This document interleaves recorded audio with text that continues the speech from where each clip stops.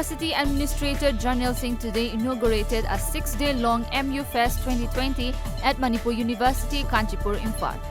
Jarnail Singh hoisted the varsity flag and 19 contingents performed march past at the opening function. Curfew in several areas of Meghalaya capital Shillong has been extended till further notice today morning. Earlier yesterday, apprehending serious deterioration of law and order in Shillong, the District Magistrate of East Khasi Hills had ordered reimposing of curfew in the city with effect from 9 p.m. last night to 6 a.m. today.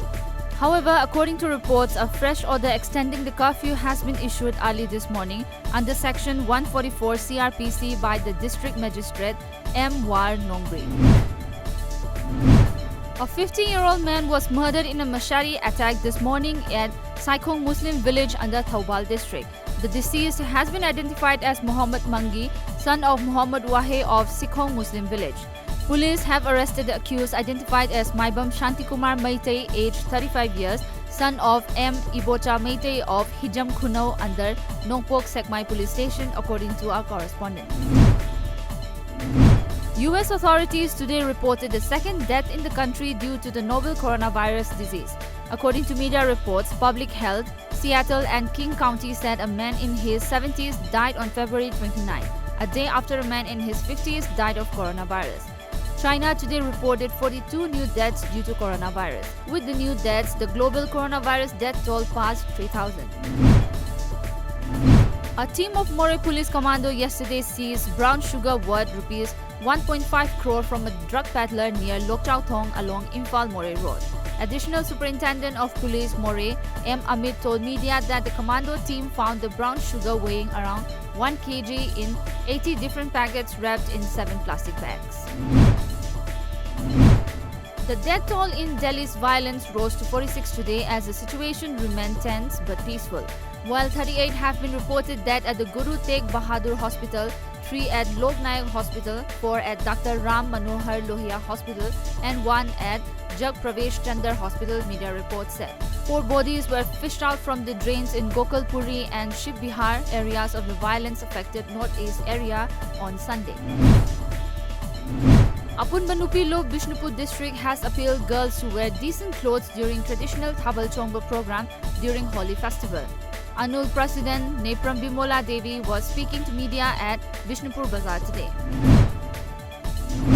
A car rally carrying a message on prevention of crimes against women during upcoming Yausang festival was organized by Women Against Crime. The rally was flagged off from Kangla Gate, Imphal.